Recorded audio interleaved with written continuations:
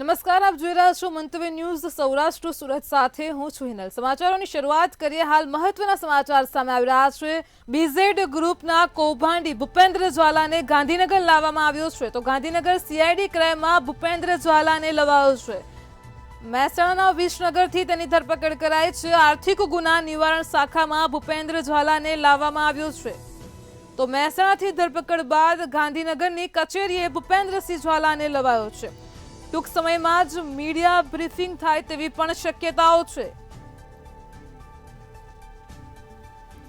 તો સમાચાર સામે આવી રહ્યા છે। બીઝેડ ગ્રુપના 6000 કરોડના કૌભાંડી આરોપી મહેસાણાથી પકડાયો છે, જેને ગાંધીનગર સીઆઈડી ક્રાઇમમાં લાવવામાં આવ્યો છે। આર્થિક ગુના નિવારણ શાખામાં તેને લાવવામાં આવ્યો છે। આજ મુદ્દે આપણી સાથે સંવાદદાતા ઉજ્જવલ વ્યાસ જોડાઈ ગયા છે। જી ઉજ્જવલ, છેલ્લા 1 મહિનાથી બીઝેડ ગ્રુપનો મુખ્ય સૂત્રધાર કૌભાંડી ફરાર હતો, જેની મહેસાણાથી ધરપકડ કરાઈ છે અને સીઆઈડી તેને હવે ગાંધીનગર ખાતે લાવી છે। કઈ પ્રકારના આગળ ખુલાસાઓ થઈ શકે છે તે જણાવો। બિલકુલ, અત્યારે હાલ તેને આર્થિક ગુના નિવારણ શાખાની અંદર ધરપકડ કરવામાં આવી છે અને આર્થિક ગુના નિવારણ શાખામાં બીજા ફાઇનાન્સના મુખ્ય સૂત્રધારની ધરપકડ કરી દેવામાં આવી છે। અત્યારે હાલ તેની પૂછપરછ ચાલુ છે। ટૂંક સમયની અંદર મીડિયા બ્રીફિંગ અને ખુલાસા થાય તેવી શક્યતા છે। છેલ્લા 1 મહિનાથી આ વ્યક્તિ લોકોનું કરોડો રૂપિયાનું કૌભાંડ કરીને ભાગતો ફરતો હતો, જેની તપાસ સીઆઈડી ક્રાઇમ તરફથી કરવામાં આવી રહી છે। સીઆઈડી ક્રાઇમ દ્વારા અત્યારે હાલ તેની ધરપકડ મહેસાણા જિલ્લાના કોઈ જગ્યાએથી કરવામાં આવી છે। ટૂંક સમયની અંદર પત્રકાર પરિષદનું આયોજન થાય તેવી પણ શક્યતા છે। મીડિયા બાઇટની અંદર તમામ ખુલાસાઓ થશે। જોકે અત્યારે હાલ ત્યારે ગાંધીનગરની આર્થિક ગુના નિવારણ શાખાથી સીઆઈડી ક્રાઇમ બ્રાન્ચની એક ઓફિસ છે, ત્યાં અત્યારે હાલ લાવવામાં આવે છે। જી ઉજ્જવલ, મહેસાણામાં સીઆઈડી ક્રાઇમે સફળ ઓપરેશન પાર પાડ્યું હતું। એક ખાનગી બાતમીના આધારે તેની ધરપકડ કરાઈ હોવાનો પણ ખુલાસો થયો છે, શું કહેશો?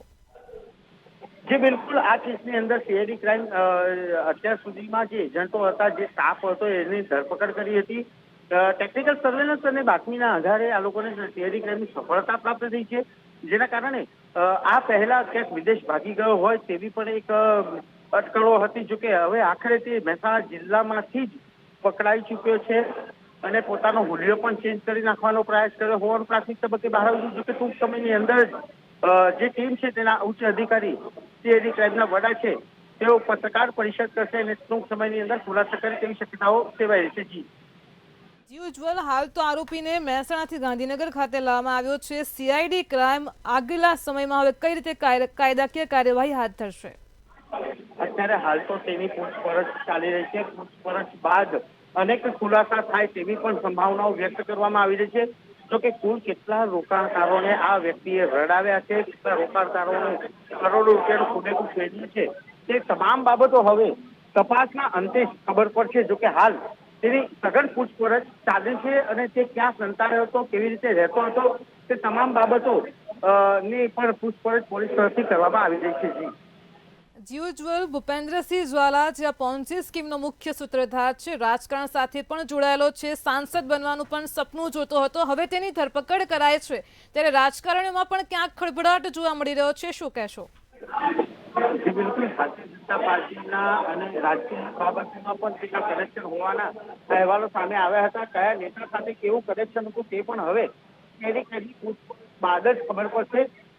રાજકીય વર્ગ અને સામાજિક વર્ગ ધરાવતો આ વ્યક્તિ પૈસાના જોરે લોકોને લલચાવતો હોવાનું પણ સામે આવશે, પરંતુ તમામ અટકળો જે છે, જે તમામ વિષયો છે, તમામ મુદ્દા છે, તે હવે આર્થિક ગુના નિવારણ શાખાની પૂછપરછ દરમિયાન જ બહાર આવશે। જી ઉજ્જવલ, સમગ્ર માહિતી બદલ આપનો આભાર।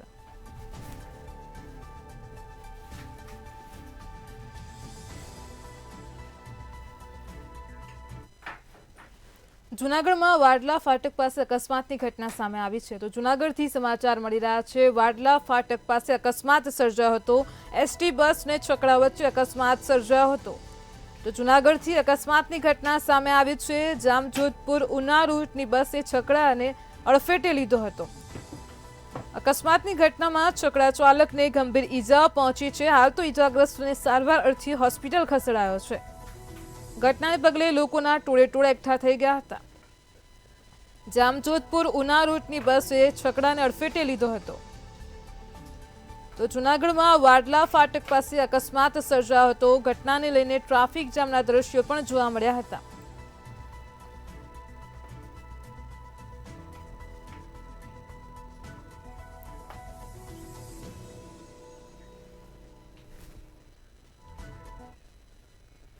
અમરેલીથી એમએલએ કૌશિક વેકરિયાને બદનામ કરવાનું ષડયંત્ર સામે આવ્યું છે. તો અમરેલીથી સમાચાર મળી રહ્યા છે. એમએલએ કૌશિક વેકરિયાને બદનામ કરવાનું ષડયંત્ર સામે આવ્યું છે.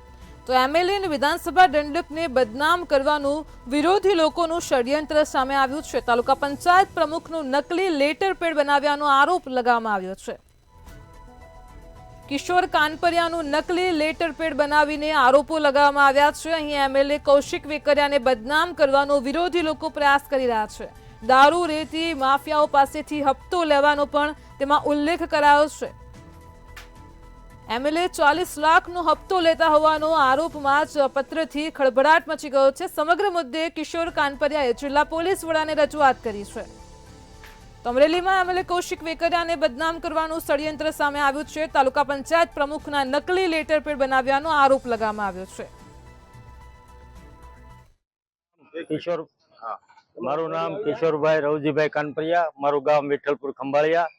હું હાલ અમરેલી તાલુકા પંચાયતના પ્રમુખ તરીકેની ફરજ બતાવું છું.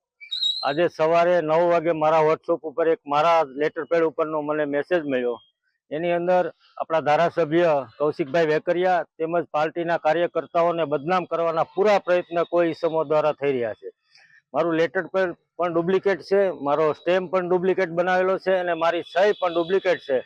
તો આવા લોકોને જલ્દી પકડાય એ માટે હું આજે એસપી સાહેબ પાસે અત્યારે રજૂઆત કરવા આવ્યો હતો અને એસપી સાહેબ આના વિશે પોલીસ પણ તપાસ કરી રહી છે. બસ ફરિયાદ કરવા માટે સાહેબે કીધું 1 જ દિવસ રાહ જોવો, આરોપીને આપણે જલ્દી જેટલું બને એટલું પકડી અને પછી આપણે એની ઉપર એફઆઈઆર દાખલ કરી અને જે એને યોગ્ય સજા થતી હોય તે સજા પણ કરવા માટેના સાહેબે ખાતરી આપેલ છે.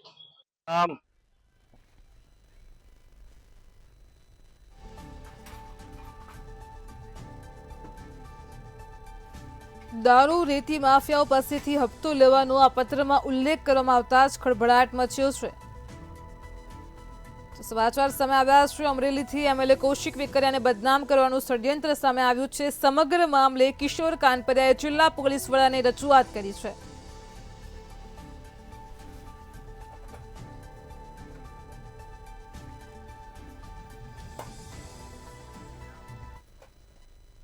રાજ્યમાં ઠંડી અને માવઠાને લઈને હવામાન નિષ્ણાંત અંબાલાલ પટેલ દ્વારા આગાહી કરવામાં આવી છે. હવામાન નિષ્ણાંત અંબાલાલ પટેલે જણાવ્યું છે કે આગામી 28 ડિસેમ્બર સુધી રાજ્યમાં માવઠું પડશે તેમજ આગામી 24 જાન્યુઆરીથી રાજ્યમાં પુનઃ ઠંડીમાં પણ વધારો થશે. 29 ડિસેમ્બરથી 10 જાન્યુઆરી 2025 સુધી હાડથી ચોટી ઠંડી પડશે. તો અમદાવાદ અને ગાંધીનગર સહિતના અનેક જિલ્લાઓમાં ઠંડી પડવાની શક્યતાઓ સેવાઈ રહી છે.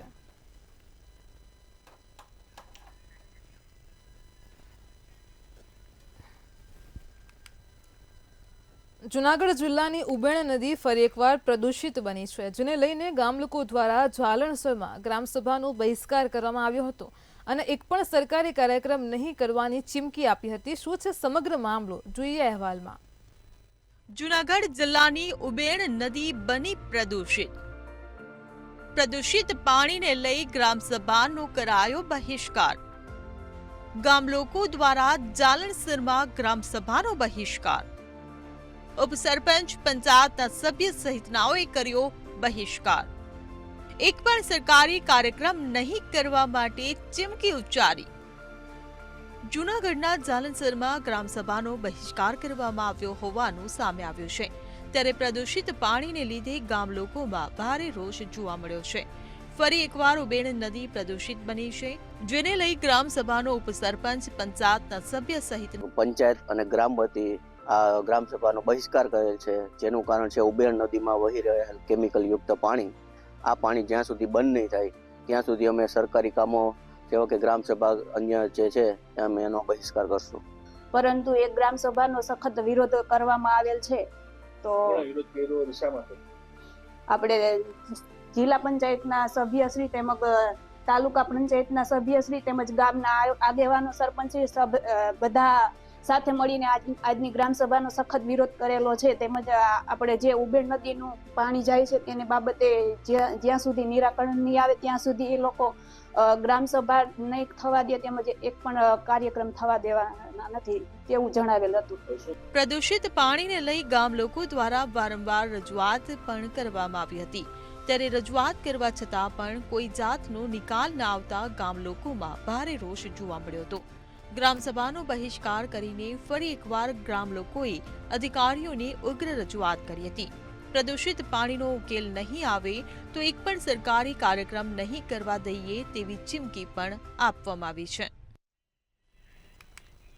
જામનગરમાં ખોડલધામ ટ્રસ્ટ દ્વારા આયોજિત માં ખોડલની શોભાયાત્રાનો આજે ભવ્ય શુભારંભ થયો છે. આ શોભાયાત્રામાં 2 ખાસ રથ જામનગર આવી પહોંચ્યા છે. એક રથમાં માં ખોડલને સમર્પિત કરવામાં આવ્યો છે, જ્યારે બીજો રથ કેન્સર હોસ્પિટલની થીમ પર આધારિત છે. આ શોભાયાત્રાનો મુખ્ય હેતુ શ્રી ખોડિયાર માતાજીની આરાધના અને સમાજમાં એકતા અને સદભાવનાનું વાતાવરણ ઊભું કરવાનો છે.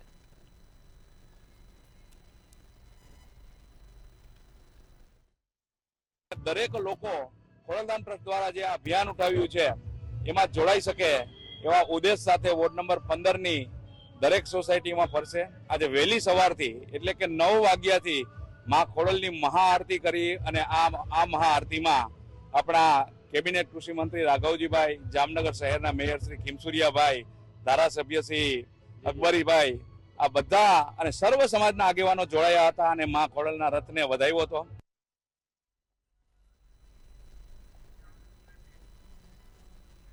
સુરતના સરથાણા વિસ્તારમાંથી પતિએ પત્ની અને બાળકની હત્યા કરી હોવાનું સામે આવ્યું છે, જ્યારે માતા પિતા ઉપર ઘાતકી હુમલા બાદ પોતે પણ આપઘાતનો પ્રયાસ કર્યો હતો.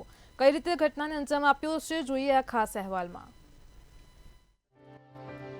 શહેરના સૂર્યા ટાવરમાં સંબંધોની હત્યાએ શહેરમાં ભારે ચકચાર મચાવી નાખી છે. દીકરા દ્વારા માતા પિતા, પત્ની અને પુત્ર પર હુમલો કરવામાં આવ્યો હતો, જેમાં પોતાની પત્ની અને બાળકને ચપ્પુના ઘા માર્યા હતા. પારિવારિક બંદૂકને કારણે ઘરમાં ઝઘડો ચાલતો હતો, જેને લઈને આ કરુણ ઘટના બની હોવાનું ચર્ચાઈ રહ્યું છે. પરિવાર મૂળ અમરેલીના સાવરકુંડલાનો રહેવાસી હોવાનું સામે આવ્યું છે. સ્મિત લાભુભાઈ જીવાણી, જેઓએ પોતાના પિતાશ્રી લાભુભાઈ તથા માતા વિલાસબેન, પત્ની હિરલબેન તથા તેઓના બાળક ચાહતને તથા પોતાને પણ ગંભીર ઈજાઓ પહોંચાડી અને પોતાના પત્ની હિરલબેન અને ચાહિત પુત્રનું મોત નિપજાવેલ છે અને તેઓના પિતા અને માતા અને પોતે હાલ હોસ્પિટલમાં એડમિટ છે અને તેઓની સારવાર ચાલી રહેલ છે. સ્મિત જીવાણી નામના યુવકે પત્ની બાળકનું ચપ્પાથી ગળું કાપી હત્યા કરી નાખી હતી તથા માતા પિતાને પણ ચપ્પાના ઘા માર્યા હતા.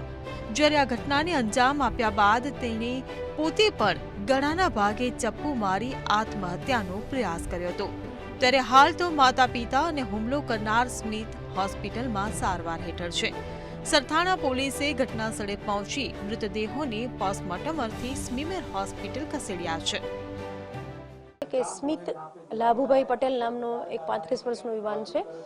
એના મોટા બાપુનું 5-7 દિવસ પહેલા મરણ થયેલું હતું ને એ મરણ અનુસંધાને આ પરિવાર ત્યાં જતો હતો સંબંધી હોવાના કારણે થઈ, અને કાલ ત્યાં કોઈ નાના મોટા ડિસ્પ્યુટના કારણે હવે તમારે અમારે કાંઈ નહીં, મારા ઘરે આવતા નહીં આવું જણાવતા એના મનમાં દુઃખ લાગ્યા. એવું એ મનમાં દુઃખ રાખીને સવારે એની પત્ની અને એને બાળક, જે 4 વર્ષનું બાળક છે ને એની પત્ની એના ગળાના ભાગે ઘરમાં રાખેલ છરી વડે ગંભીર ઈજા કરી અને મોત નિપજાવેલ છે. અને એના માતા પિતા જે હોલમાં સૂતા હતા એમના ગળામાં ઈજા કરેલ છે. મારતી વખતે હવે મારું કોઈ નથી, આપણે એકલા થઈ ગયા, આપણું કોઈ નથી, એકલા થઈ ગયા આવું બોલતો જતો હતો અને એને હુમલો કરેલ છે. અને ત્યારબાદ પોતે પોતાની બંને હાથની નસો કાપી છે અને પોતાની જાતની ગળા પર પણ ઈજા કરી છે. એની હાલત ગંભીર છે. માતા પિતા હાલ સ્ટેબલ છે, સારવાર હેઠળ છે ત્રણેય. બેન, જે ઝઘડામાં આ રીતે થયું, જે મોટા પાપા વિશે એ બોલતા હતા, એ કોણ છે, એમની સાથે શું ઝઘડો થયો હતો, એવી કોઈ તપાસ? હા ના, એ હજુ તપાસ આપણે કરીએ છીએ. તો સામાન્ય બધું કે ભાઈ નાના પરિવારનું જે હોય કે હવે ના આવતા અમારા ઘરે, અમારા સંબંધ પૂરો, એ અગાઉના કંઈ નાના મોટા ડિસ્પ્યુટ હશે એના કારણે થઈને હવે તમારે અમારા ઘરે ના આવતા, પણ એનું આને દુઃખ, બહુ ગંભીર દુઃખ લગાડી લઈ અને આ કૃત્ય કરેલ છે. આ હતા સરથાણા પીઆઈ, જે એમણે સ્પષ્ટ રીતે જણાવ્યું છે કે આખી ઘટના જે છે એ અત્યારે બની છે અને એની અંદર નાના અમથા જે માસૂમ બાળક છે એનું પણ મોત સામે આવી રહ્યું છે, પત્નીનું મોત સામે આવ્યું છે. પારિવારિક ઝઘડાની અંદર જે છે આખો પરિવાર વિખેરાઈ ગયો છે એવું સ્પષ્ટ જે છે પોલીસ દ્વારા કહેવામાં આવી રહ્યું છે. કેમેરામેન શોએબ શેખની સાથે રાબિયા સાલે, મંતવ્ય ન્યૂઝ, સુરત. રાજકોટ શહેરમાં છેલ્લા 24 કલાકમાં અકસ્માતની 2 ઘટના સામે આવી છે. પ્રથમ ઘટનાની અંદર ગઈકાલે સાંજના સમયે આજી ડેમ ચોકડી પાસે એક્ટિવા અને ડમ્પર વચ્ચે ગમોખર અકસ્માત સર્જાયો હતો, જેમાં એક્ટિવા પર 2 લોકો સવાર હતા. અકસ્માતમાં એક બહેન ઉપર ડમ્પરનું ટાયર ફરી વળતા ઘટના સ્થળે જ યુવતીનું મોત નીપજ્યું હતું, જ્યારે નાની બહેનને સામાન્ય ઈજા પહોંચી હતી. બનાવની જાણ થતાં જ આચી પોલીસ પણ ઘટના સ્થળે પહોંચી હતી. પોલીસે મૃતદેહને પોસ્ટમોર્ટમ અર્થે હોસ્પિટલ ખસેડી હતી. ડમ્પર ચાલક સામે ગુનો નોંધી કાયદેસરની કાર્યવાહી હાથ ધરી છે.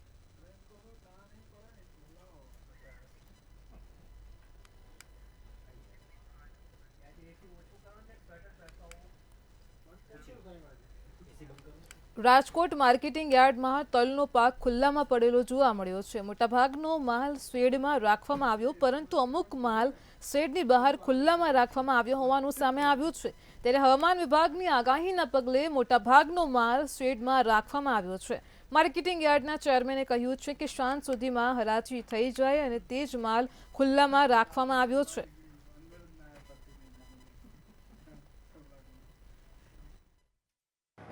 આ જણસીની આવક કરાવી અને બપોર થાય કે એમની હરાજી પતી જાય અને નિકાલ થાય એવી વ્યવસ્થા ગોઠવેલ છે. મગફળી સંપૂર્ણ શેડમાં ઉતારવામાં આવી છે. કપાસને પણ શેડમાં ઉતારવામાં આવ્યો છે. એટલે કપાસ જે બહાર છે એ વેપારીઓનો માલ આજે ભરવાનો હોય એવો માલ છે. મરચાં, તલ, સોયાબીન આ સંપૂર્ણ સવારે મગાવી અને બપોર થાય ત્યાં એનો નિકાલ થાય અને ખેડૂતોનો કોઈ પણ માલ ન બગડે. રાજકોટ જિલ્લાના ધોરાજી તાલુકામાં 2 દિવસ માટે મગફળીની ખરીદી બંધ રાખવામાં આવી છે. કમોસમી માવઠાની આગાહીને લઈને ખેડૂતોના હિતને ધ્યાનમાં રાખીને આજે અને કાલે 2 દિવસ મગફળીની ખરીદીની પ્રક્રિયા બંધ રાખવામાં આવી છે. તેમજ નવી સૂચનાઓ ન મળે ત્યાં સુધી ખેડૂતોને જણસ ન લાવવાની પણ સૂચના આપવામાં આવી છે. આજે માવઠાની વરસાદની સરકાર દ્વારા જે આગાહી કરવામાં આવી છે એના અનુસંધાનમાં આજે ખરીદી મગફળીની બંધ રાખવામાં આવી છે. 2 દિવસ માટે બંધ રાખવામાં આવી છે ખેડૂતોના હિત માટે, અને આ માલ પલળી ના જાય અને એના હિસાબે આજે ખરીદી બંધ રાખવામાં આવી છે. ફરી કઈ રીતના ખેડૂતોને બોલાવવામાં આવશે? ફરી હવે થોડું વાતાવરણ થોડું સારું થાય અને એ રીતે થાય પછી એ રીતે મેસેજો કરીને બોલાવીશું અમે. કેટલા દિવસ ખરીદી બંધ રહેશે? ખરીદી 2 દિવસમાં. ભાવનગરનું સર્ટી હોસ્પિટલનું 7 માળનું બિલ્ડિંગ જર્જરિત જાહેર કર્યા બાદ હજુ પણ યથાવત જેમની તેમ પરિસ્થિતિમાં મૂકી દેવાયું છે. તો દિવસ દરમિયાન પસાર થતા અનેક લોકોને ભયના ઓથા નીચે પસાર થવું પડે છે. સર્ટી હોસ્પિટલના 7 માળના બિલ્ડિંગને આશરે 3 વર્ષ પહેલા જર્જરિત જાહેર કર્યા બાદ કોઈપણ પ્રકારની કાર્યવાહી કરવામાં નથી આવી. હોસ્પિટલ તંત્ર દ્વારા સુવિધા માટે હાલ તો રાજાશાહી વખતની બિલ્ડિંગનો ઉપયોગ કરવામાં આવે છે, અને તેવામાં જર્જરિત બિલ્ડિંગને લઈને જો કોઈ દુર્ઘટના સર્જાશે તો જવાબદાર કોણ તે સવાલ ઊભો થાય છે. 15 વર્ષ પછી એટલે કે 2021માં સ્ટ્રક્ચર એન્જિનિયર અમદાવાદથી આવ્યા હતા, એને કંડમ જાહેર કરેલું છે. એટલે બિલ્ડિંગનો ઉપયોગ હવે કરી શકાય એમ નથી. ગમે ત્યારે મોટો અકસ્માત થાય એવી શક્યતા છે, પણ સિક્યુરિટીની ઓફિસ નીચે રાખવામાં આવી છે, હજી ચાલુ છે. એનો મતલબ કે સિક્યુરિટી જે નાનો વર્ગ છે એની કોઈ કિંમત નથી આ સરકારમાં, આ અધિકારી પાસે એની કોઈ કિંમત નથી. મોટો અકસ્માત થશે ત્યારે ગમે એટલા લોકો અહીંયા મૃત્યુ પામશે તો એના જવાબદાર કોણ? વસ્તુ એવી છે કે જ્યારથી સરકાર દ્વારા એ જાહેર કરવામાં આવ્યું વિવિધ એજન્સીઓ દ્વારા કે હવે ઉપયોગમાં લઈ શકાય એવું નથી, ત્યારથી આપણે જે કોઈ પણ આપણી હેલ્થ સર્વિસીસ છે એ અન્ય વિભાગોમાં ખસેડી અને કોઈ પણ જાતના પ્રોબ્લેમ વગર હેલ્થ સર્વિસીસ બધે ચાલુ કરેલ છે. હવે એ બિલ્ડિંગ છે જર્જરિત છે, કોઈ જઈ શકે એમ નથી, એટલે બધા જ જેટલા એન્ટ્રી ગેટ છે એ આપણે બંધ કરી દીધા છે કે ભૂલે ચૂકે કોઈ વ્યક્તિ અંદર જાય નહીં. ભાવનગર જિલ્લા સહિત અન્ય 3 જિલ્લાઓને આરોગ્યની સેવા પૂરી પાડતું ભાવનગર સર્ટી હોસ્પિટલની જે જૂની ઓપીડી બિલ્ડિંગ છે તે ઘણા સમયથી કંડમ જાહેર કરી દેવામાં આવ્યું છે. હાલ પણ બિલ્ડિંગ છે તે જર્જરિત છે. મોટા ભાગના જે કહી શકાય કે દિવાલ છે તેના સ્લેબ છે તે નીચે પડી રહ્યા છે, પરંતુ તેમ છતાં પણ આ બિલ્ડિંગ છે તે ઉતારી નાખવામાં નથી આવી રહ્યું. તંત્ર દ્વારા કહેવામાં PIU વિભાગ દ્વારા સમગ્ર બિલ્ડિંગનો જે સ્ટ્રક્ચર રિપોર્ટ છે તે આપી દેવામાં આવ્યો છે. સરકારની અંદર ફાઇલ મોકલવાની તજવીજ છે તે કરવામાં આવી છે, પરંતુ હાલ જે રીતના બિલ્ડિંગ આપણે જોઈ શકીએ કે ભયજનક બિલ્ડિંગ બની ગઈ છે.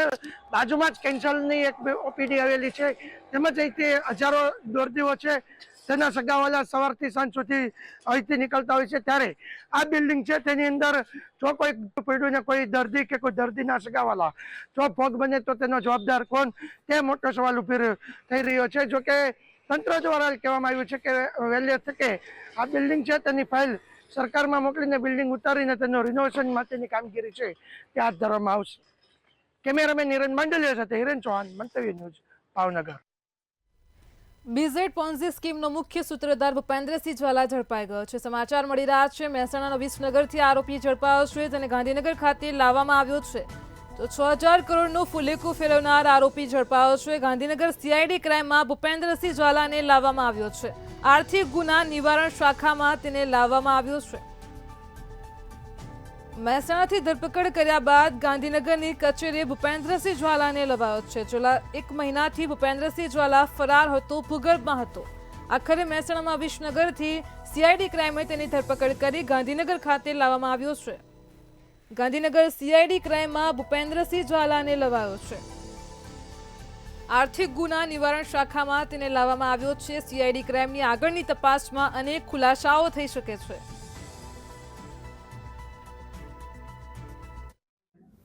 भूपेंद्र झाला के काफ़ी टाइम से फरार था, उसको अरेस्ट करने के लिए हमारी CID क्राइम की पूरी टीम लगी हुई थी, जिसमें ह्यूमन इंटेलिजेंस और टेक्निकल सर्वेलेंस के आधार पे आज उसको महसाना के जो गांव है दवाड़ा, वहाँ से एक छोटे से खेतर यानी छोटा सा फार्म हाउस जैसा था, वहाँ से हमने आज उसको डिटेन किया हुआ है. સર, આ જે આરોપી હવે પકડાયો છે, આપણે લોકોને કહેતા હતા કે ફરિયાદ કરવા માટે આવો, લોકોને અરજદારોને કહેતા હતા. અત્યારે જેની ધરપકડ થઈ છે તો એ ફરિયાદ લેવાની પ્રક્રિયા હજુ પણ ચાલુ રહેશે? श्योर, हमें जे पण फरियादी जो भी फरियादी हमारे पास आएंगे उसके लिए हम FIR दर्ज करने के लिए तैयार है. और मीडिया के माध्यम से मैं ये भी कहना चाहती हूँ कि अभी जिसको भी जहाँ भी इसके साथ इसके सामने कंप्लेन करनी हो तो ये CID क्राइम की EOW की ऑफिस में आ सकते हैं. ગુજરાતીમાં મેડમ, ગુજરાતીમાં જે આપણા જે બીજા અરજદારો છે જે પણ અરજદારો જે પણ વ્યક્તિઓ સાથે નર્મદાના વાસલા ગામેથી યુવકની હત્યાનો મામલો પ્રકાશમાં આવ્યો હતો. તેને લઈને સમાચાર મળી રહ્યા છે. તો નર્મદાના વાસલા ગામે યુવકની હત્યા કરી આરોપી ફરાર થયો હતો. વાસલા ગામના 38 વર્ષીય યુવકની હત્યા કરવામાં આવી હતી. તો નર્મદાના વાસલા ગામની આ ઘટના સામે આવી છે. યુવકની હત્યાનો મામલો સામે આવ્યો છે. બાઇક પર આરોપી આવ્યો હતો અને હત્યાને અંજામ આપ્યો હોવાનું જાણવા મળ્યું છે. ગળાના ભાગે પાળિયું મારીને યુવકની હત્યા કરવાની ચર્ચા સામે આવી છે. જાહેર રોડ પર જ ઘટના બનતા દોડધામ મચી ગઈ હતી. હત્યાને અંજામ આપીને આરોપી ફરાર થયો હતો. તો નર્મદાના વાસલા ગામે 38 વર્ષીય યુવકની હત્યા કરવામાં આવી છે. યુવકને હોસ્પિટલ લઈ જતા રસ્તામાં જ તેનું મૃત્યુ થયું હતું. સૌરાષ્ટ્ર સુરતમાં હાલ આટલું જ. હવે નિહાળો સીધો સંવાદ સહયોગી હિરલ સાથે. નમસ્કાર.